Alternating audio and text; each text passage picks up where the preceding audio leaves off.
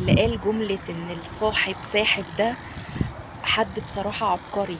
جملة من كلمتين بس معناها عميق جدا.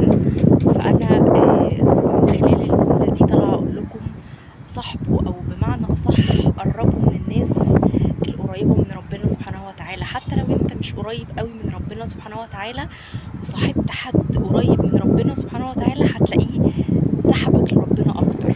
والعكس صحيح، لو صاحبت حد وانتوا كده قاعدين مع بعض مش بيشجعك ان انت تكون اقرب لربنا سبحانه وتعالى، غصب عنك بعد فترة من الزمن هتتطبع بطباعه. لو كنت قريب من ربنا قوي هتبقى قريب بس، وبعد كده هتبقى بعيد، وبعد كده هتبقى بعيد قوي، وهكذا.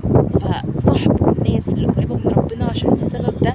وعشان سبب تاني مهم جدا، ان الصاحب اللي بيعرف ربنا سبحانه وتعالى يوم القيامة هيشفع لك. والله العظيم يوم القيامة من الناس اللي بتشفع لبعض.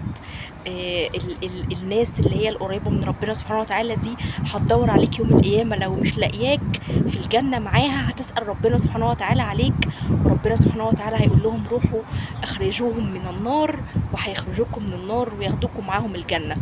فدوروا على حد انتوا حاسين ومستشعرين فيه القرب من ربنا سبحانه وتعالى، وامسكوا فيه كده بايديكم واسنانكم، قربوا منه وحبوه وكلموه وكلوا معاه واشربوا معاه واخرجوا معاه، علشان يوم القيامة يكون ليك صاحب قريب من ربنا سبحانه وتعالى يشفع لك في الآخرة وفي الدنيا.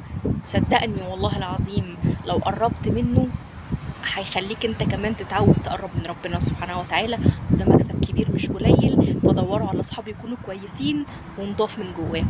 تحياتي للجميع، مروة مغربي.